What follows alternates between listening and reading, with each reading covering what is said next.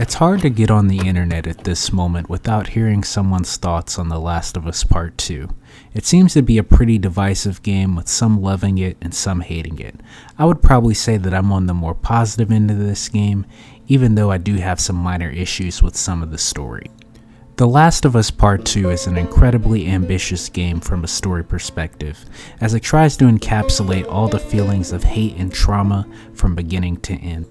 The amount of subtle details in this game is nothing short of impressive, my favorite of which is that every human enemy you encounter has a name that will be called out regularly.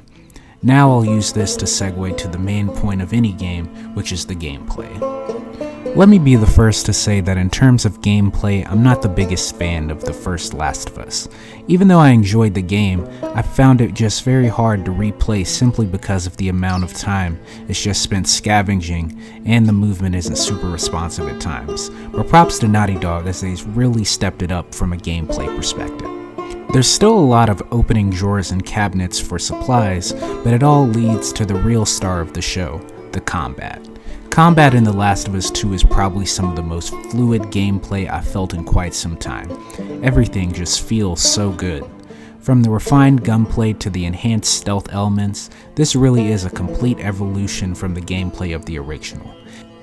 Ellie has so many different ways of tackling multiple situations. Ellie also has a jump which really increases the amount of verticality in ways that you can pick off your targets. Not to mention that the ability to go prone is so incredibly helpful to remain hidden from enemies that I can rarely think of the times that I wasn't in that position. But Ellie isn't the only one with a new bag of tricks. Enemy AI, and in particular the human enemies you encounter, are much smarter than before, especially on harder difficulties. More often than not, Ellie will be outnumbered, and trying to take out your enemies while trying to reserve resources, since you don't know what may be around the corner, is a very interesting game of cat and mouse. New enemy types like the dogs only up the tension more, as they can trace your scent, and that encourages you to keep moving.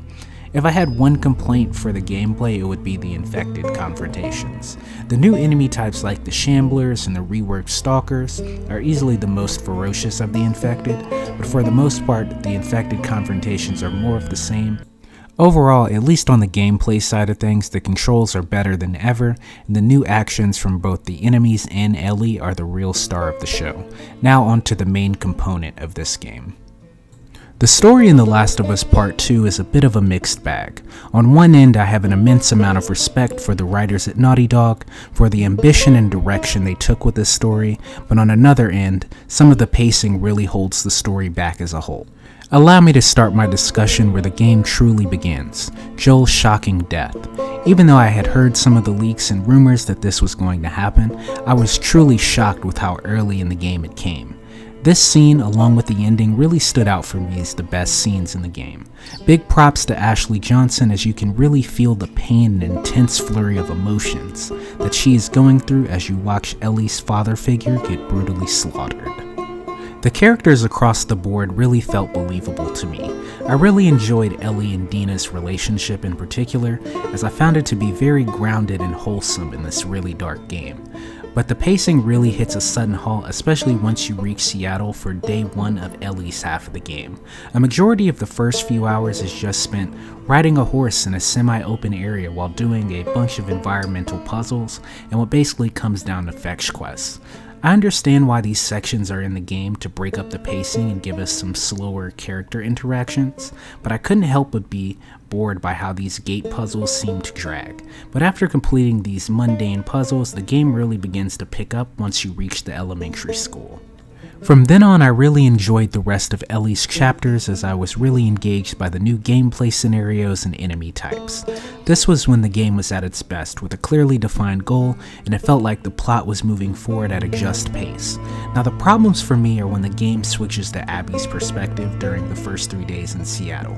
By this point in the game, I was very much on the edge of my seat in Ellie's quest for revenge, but once the game switched over to Abby's half is when the pacing really took a nosedive for me. My biggest problem with this game really has to deal with Abby's half of the game, and just the emotional manipulation you feel as a player during her section. The game has, at this point, gotten you to hate Abby as much as Ellie does, so I just find it very manipulative that then the game makes you play alongside the guys you've spent the last 10 hours murdering. I kid you not, during your last sequence as Ellie, you kill a dog that means a lot to Abby, and as soon as it switches you over to playing as Abby, it wants you to play catch with the dog before starting her section. I just feel that there are better ways to build empathy for our supposed antagonists, rather than just trying to make the player feel bad by showing our antagonists being somewhat decent people before Ellie murders them. Day 1 as Abby was such a drag that I was fighting through sheer boredom trying to finish it, but at least for me, Abby's section really began to pick up once I reached the forest section that was teased in the early trailers. There you are introduced to easily the best characters from Abby's section, Lev and Yara. Lev and Yara are probably the best written characters in the game besides Ellie, and I honestly wish they had their own game because I found their story so interesting. A pair of siblings raised in a sadistic cult who have to challenge everything they've ever known after they are exiled from their tribe, before they meet Abby. Placing these characters with Abby is one of the best things in this game, as they help give Abby some humanity and make her question her own beliefs as a WLF member. But going back to the pacing, placing this so late in the game honestly barely gives the player any real time to see these characters' threads, because at this point, at least for me, I was just simply trying to rush to the end of Abby's chapters so I could see the confrontation between her and Ellie. The game does so many things right, but also so many things wrong. At the same time, it's frustrating. I honestly wish that I could restructure the game because this game could have been greatly improved if they placed Abby and Ellie's chapters chronologically as they slowly lead up to one final confrontation. Just imagine you play as one chapter slaughtering Abby's friends and allies as Ellie, then switching to Abby and getting a real opportunity to see how the deaths of everyone close to her affects her. But unfortunately, that confrontation feels like it's been teased for far too long for me at least, and I was honestly just ready to finish the game at that point. Not to mention the entire California section with a whole new faction that just kinda comes out of nowhere. I really did like the ending though, as it shows the consequences of Ellie's actions, trying to get revenge as she has lost everyone she's ever cared for. Overall though, The Last of Us Part 2 was a mixed bag for me at least. It had some really great character moments and thrilling gameplay sequences, but ultimately is bogged down by poor pacing for me. I'm gonna give this a solid 7 out of 10, and honestly I don't know where this franchise can go from here.